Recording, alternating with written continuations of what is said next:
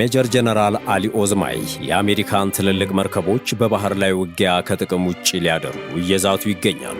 ልክ እንደ ኢትዮጵያዊው እንደ ማሊክ አምባር ዓለምን ያስገረመው የጦር መሪና ራስ ቢትወደድ እንዲሁም ሩሲያውያን ጀግናችን እንደሚሉት ሃኒባል ሁሉ ሜጀር ጀነራል አሊ ኦዝማይ በአዲሱ የኢራን መንፈሳዊ መሪ ሹመት የኢራን አብዮታዊ ዘብ ባህር ኃይል ዋና አዛዥ ሆነው የተሾሙ ሲሆን ይህ የጀነራሉ ሹመት እጅግ የበዛ ትርጉም ያለው ነው።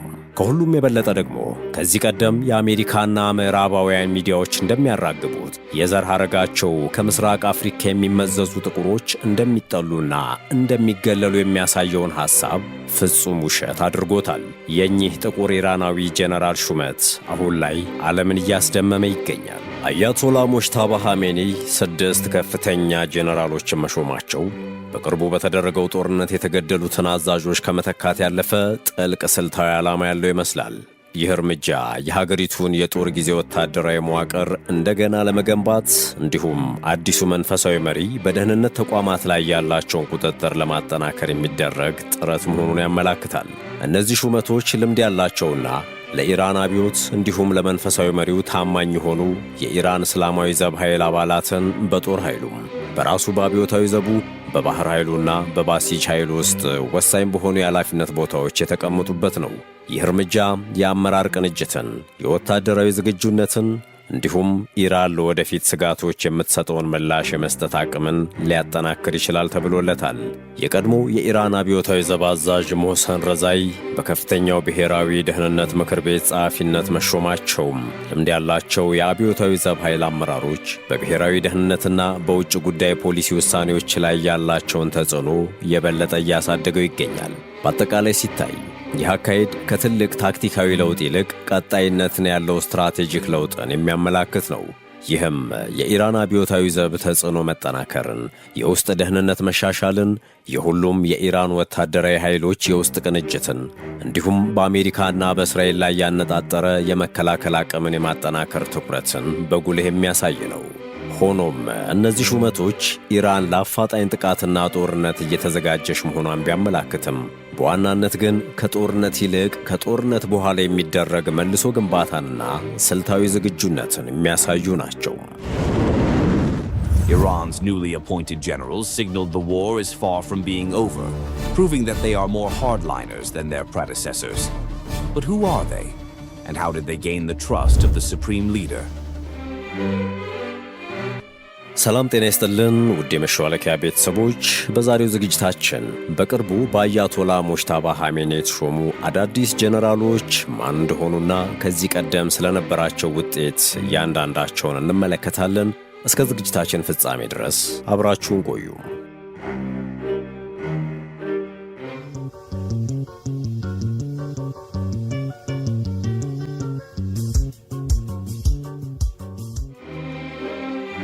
ሜጀር ጀነራል አሊ አብዶላሂ አሊ አባዲ። ሜጀር ጀነራል አሊ አብዶላሂ አሊ አባዲ አንጋፋ የኢራን ወታደራዊ አዛዥና በእስላማዊ አብዮታዊ ዘብ ጓድ ውስጥ እጅግ ልምድ ካላቸው አመራሮች አንዱ ናቸው። በ1959 በጊላን ግዛት ሩድባር ካውንቲ በሚገኘው አሊ አባድ የተወለዱት እኚህ ጀነራል ወታደራዊ ሥራቸውን የጀመሩት ከ1979 የኢራን አብዮት በኋላ ሲሆን በአብዮታዊ ዘቡ ውስጥ በፖሊስና በሰፊው የኢራን ወታደራዊ አመራር መዋቅር ውስጥ በከፍተኛ የኃላፊነት ቦታዎች አገልግለዋል።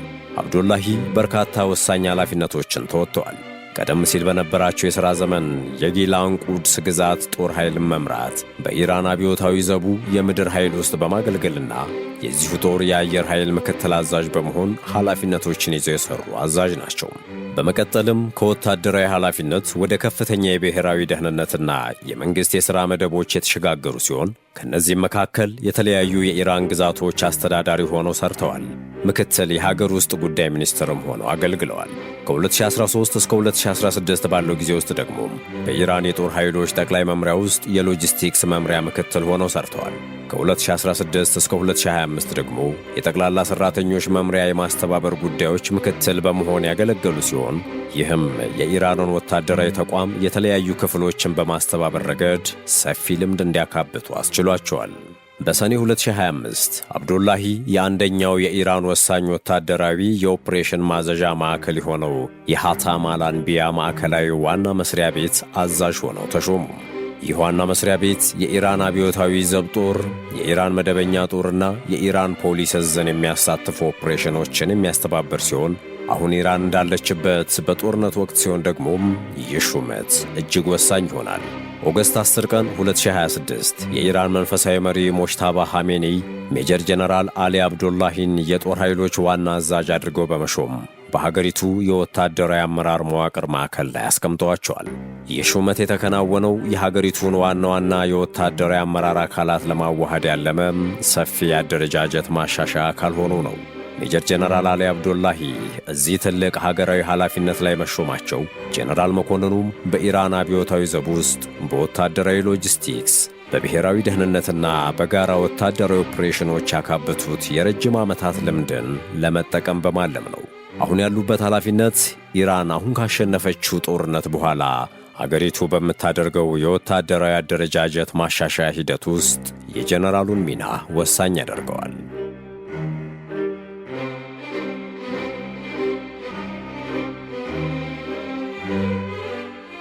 ሜጀር ጀነራል አህመድ ቫሂዲ ሌላኛው በአያቶላ ሞጅታባ ኻሜኒ ሥልጣን ካገኙና ከተሾሙ አዲሶቹና 6ቱ ጀነራሎች መካከል ሁለተኛው ሜጀር ጀነራል አህመድ ቫሂዲ ናቸው።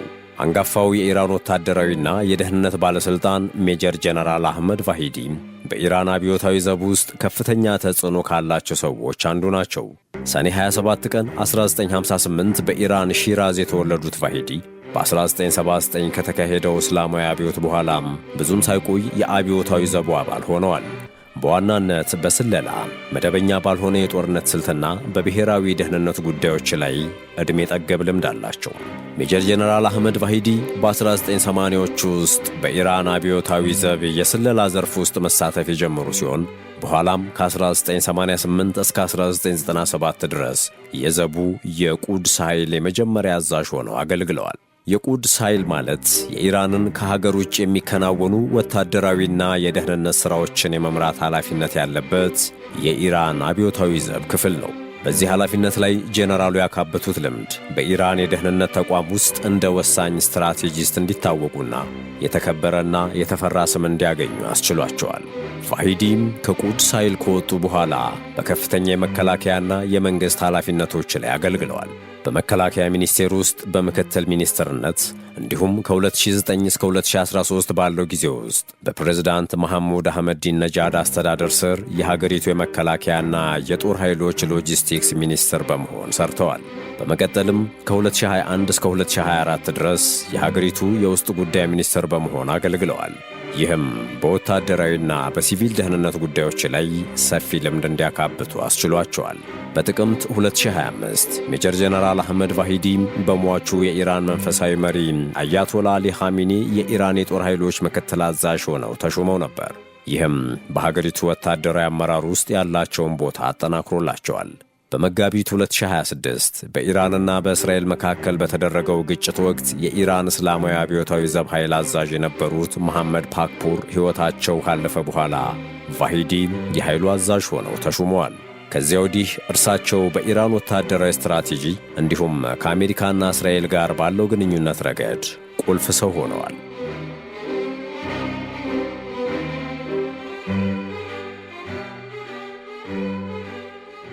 ሜጀር ጀነራል ሙስጣፋ ኢዛዲ ሜጀር ጀነራል ሙስጣፋ ኢዛዲ ከፍተኛ የኢራን ወታደራዊ መኮንንና በኢራን እስላማዊ አብዮታዊ ዘብ ውስጥ ታዋቂ አዛዥ ናቸው።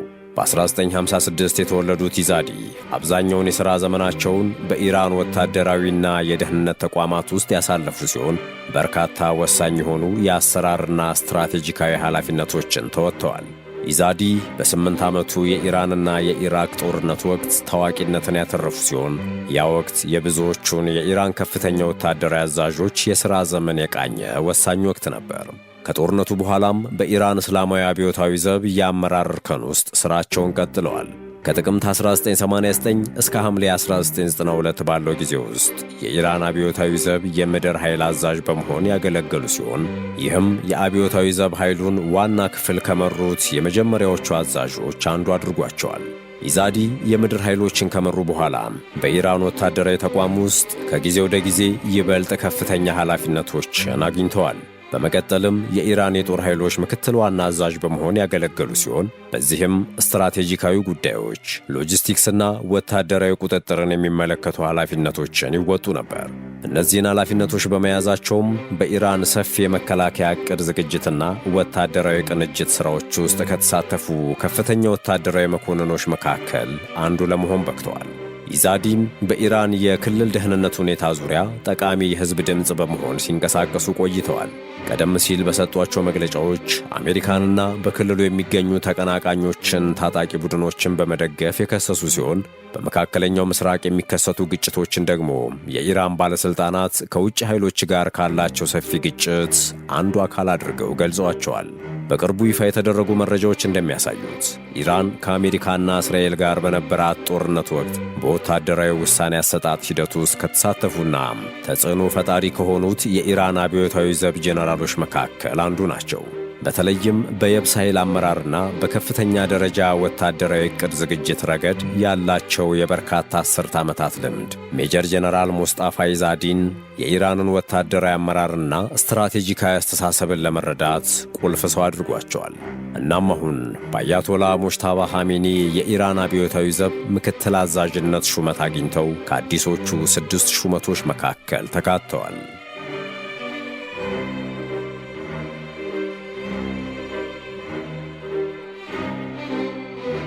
ሪር አድሚራል አሊ ኦዝማኒ በአዲሱ የኢራን መንፈሳዊ መሪ ሹመት የኢራን አብዮታዊ ዘብ ባህር ኃይል ዋና አዛዥ ሆነው የተሾሙ ሲሆን ይህ የጀነራሉ ሹመት እጅግ የበዛ ትርጉም ያለው ነው። ሪር አድሚራል አሊ ኦዝማኒ ከፍተኛ የኢራን ወታደራዊ መኮንንና የኢራን አብዮታዊ ዘብ የባህር ኃይል አዛዥ ናቸው። እርሳቸው በኢራን የባህር ኃይልና የደህንነት ተቋማት ውስጥ በተለይም በስትራቴጂካዊ ጠቀሜታ ባላቸው የፋርስ ባሕረ ሰላጤና የሆርሙዝ ሰርጥ ውስጥ ለበርካታ አስርተ ዓመታት በወታደራዊ አዛዥነት አገልግለዋል። ሪር አድሚራል ኦዝማኒ በኢራን አብዮታዊ ዘብ የባህር ኃይል ውስጥ ከፍተኛውን የሥልጣን ደረጃ ከመያዛቸው በፊት በሆርሙዝጋን ግዛት የሚገኘውን የአብዮታዊ ዘቡ የባህር ኃይል 5ኛ ክልልን በበላይነት ይመሩ ነበር። ይህ ክልል የፋርስ ባሕረ ሰላጤንና ወደ ሆርሙዝ ሰርጥ የሚያደርሱትን የባህር መስመሮች ስለሚያካትት ስትራቴጂካዊ ጠቀሜታ ያለው ግዛት ነው። በመጋቢት 2026 በእስራኤል የአየር ጥቃት የተገደሉትን ሪር አድሚራል አሊሬዛ ታንጊስሪን በመተካት የኢራን አብዮታዊ ዘብ የባህር ኃይል አዛዥ ሆነው የተሾሙት ኦዝማኒ በሐምሌ 2026 ከኢራን ወሳኝ ወታደራዊ አዛዦች አንዱ ሆነው ብቅ ብለዋል። ይህ ሹመት በኢራን በአሜሪካና በእስራኤል መካከል ከተካሄደው ጦርነት በኋላም በኢራን ከፍተኛ ወታደራዊ አመራር ውስጥ የተደረገው ሰፊ የሹመት ለውጥ አካል ነው። አዲሱ ሹመት በተለይም በዓለም ላይ ካሉት እጅግ ወሳኝ የኃይል ማስተላለፊያ መስመሮች አንዱ በሆነው በሆርሙዝ ባሕረ ሰላጤ ጉዳይ ላይ ከፍተኛው ወሳኝ ሰው ያደርጋቸዋል። ሪር አድሚራል ኦዝማኒ በአሜሪካና በእስራኤል ላይ ጠንካራ አቋም ካላቸውና እስከ መጨረሻው ድረስ እንዋጋና ነፃነታችንን እናስከብር ከሚሉም ዕድሜ ጠገብ የኢራን ወታደራዊ ኃላፊዎች መካከል አንዱ ናቸው። ሪር አድሚራል ኦዝማኒም በኢራን የወደፊት የባህር ላይ የመከላከል አቅም፣ የባህር ዳርቻ ጥበቃና ከሆርሙዝ ባህር ሰርጥ ጋር በተያያዙ በሚነደፉ ስትራቴጂዎች ውስጥ ጉልህ ሚና የሚኖራቸው ሲሆን በቀጣይ እያንዳንዱ እርምጃ ውስጥም ለእስራኤልና አሜሪካ ከፍተኛ ፈተና ሆነው የሚቀጥሉም ይሆናል ተብሎ ይጠበቃል።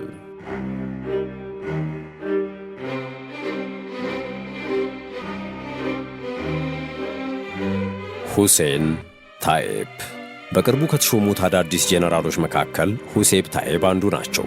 በኢራን አብዮታዊ ዘብና በኢራን የውስጥ ደህንነት መዋቅር ውስጥ ትልቅ ሚና የተጫወቱ ተጽዕኖ ፈጣሪ የኢራን የሺያ ሃይማኖታዊ መሪና ከፍተኛ የደህንነት ባለሥልጣን ናቸው።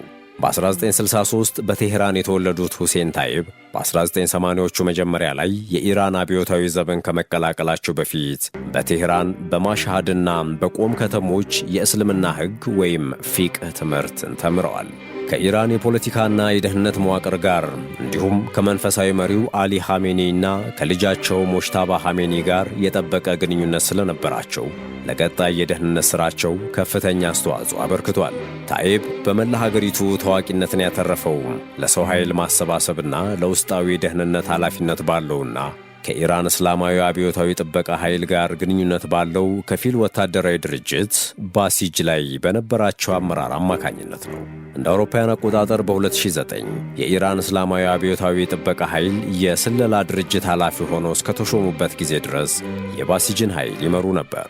በዚያ ቦታ ላይ ለ13 ዓመታት ያህል በመቆየታቸው በሪቮሉሽነሪ ጋርድ ውስጥ ረጅም ጊዜ ካገለገሉና ከፍተኛ ተጽዕኖ ካላቸው የስለላ ባለሥልጣናት አንዱ ለመሆን የበቁ ናቸው።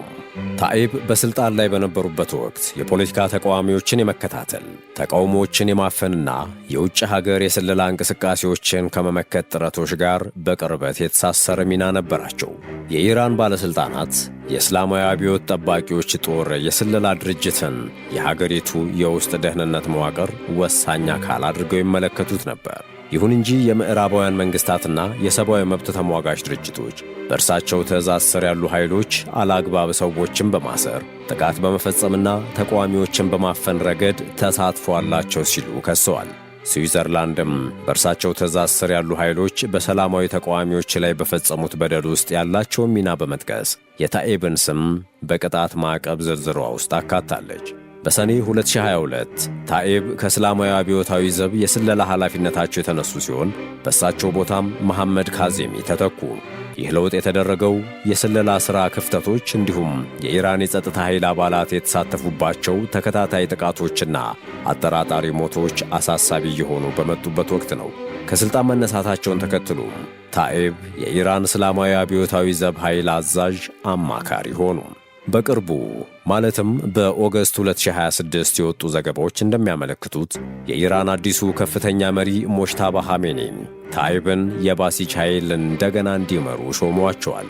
ይህ ወደ ሥልጣን መመለስ በኢራን የደህንነት ተቋም ውስጥ ያለውን ቀጣይነት ያለው ጠቀሜታ እንዲሁም ከአዲሱ አመራር ጋር ያላቸውን የጠበቀ ግንኙነት ያሳያል። በዚህም ምክንያት ታኢብ በእስላማዊ ሪፐብሊኩ የደህንነት ተቋማት ውስጥ ከ4 አስርት ዓመታት በላይ ልምድ ያላቸው በመሆኑ በኢራን የስለላ የውስጥ ደህንነትና የፖለቲካ ቁጥጥር ሥርዓት ውስጥ እንደ ቁልፍ ሰው ይቆጠራሉ።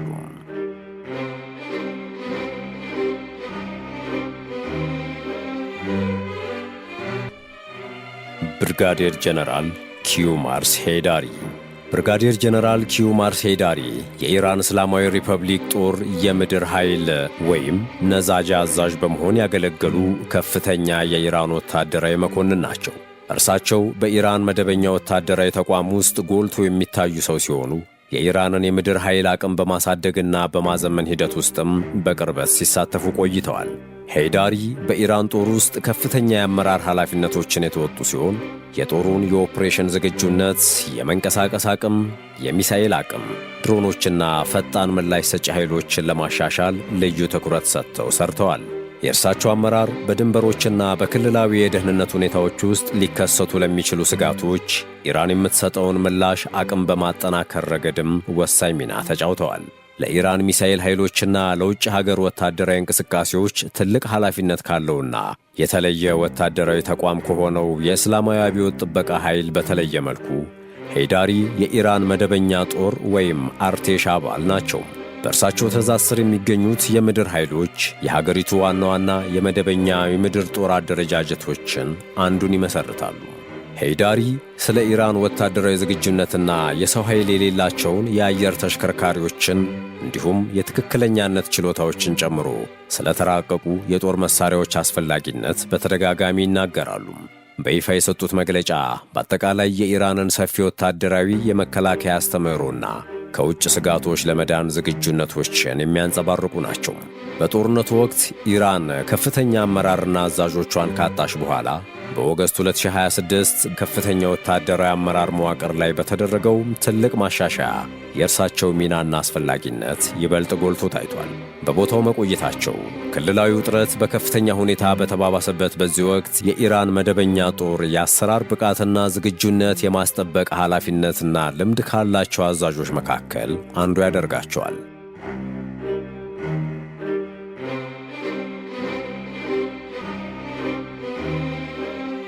አዲሱ የበላይ መሪ ሞጅታባ ኻሜኒ የታመኑ የአብዮታዊ ዘብ አዛዦችን በቁልፍ የደህንነት ቦታዎች ላይ በማስቀመጥ በሀገሪቱ የኃይል መዋቅር ላይ ያላቸውን የበላይነት አረጋግጠዋል። የተሻሻለ የተዋሃደ እዝ፣ የጠቅላላ ሠራተኞች መምሪያ፣ የኢራን እስላማዊ አብዮታዊ ዘብ፣ የመደበኛው ጦር ወይም አርቴሽና የባሲጅ ኃይሎች አመራር ልምድ ባላቸው አዛዦች መያዙ ወታደራዊ ኦፕሬሽኖችን በቅንጅት ለመምራት ያስችላል። የሁሴን ታኢብ ወደ ባሲጅ መመለስ ደግሞ ሀገሪቱ ከጦርነቱ በኋላ ሊነሱ የሚችሉ የውስጥ አለመረጋጋቶችንና የፖለቲካ ተቃዋሚዎችን በጥብቅ ለመቆጣጠር መዘጋጀቷን ያሳያል። እነዚህ ሹመቶች ኢራን ከአሜሪካና እስራኤል ሊሰነዘሩ የሚችሉ ጥቃቶችን ለመከላከል የባህር ላይና የምድር ደህንነቷን ለማጠናከርና ወታደራዊ መዋቅሯን እንደገና ለመገንባት የምታደርገውን ጥረት የሚያንጸባርቁ እንጂ አፋጣኝ ወረራ የመክፈት ፍላጎትን አያመለክቱም ተብሏል።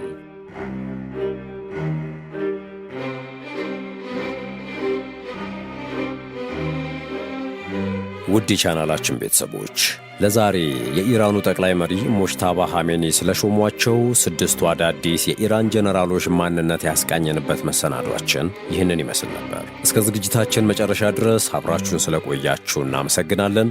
ቻናላችንን ሰብስክራይብ፣ ላይክ እና ሼር እንድታደርጉ እያስታወስን ለዛሬ በዚሁ ተሰናበትን። ሰናይ ጊዜ በያላችሁበት።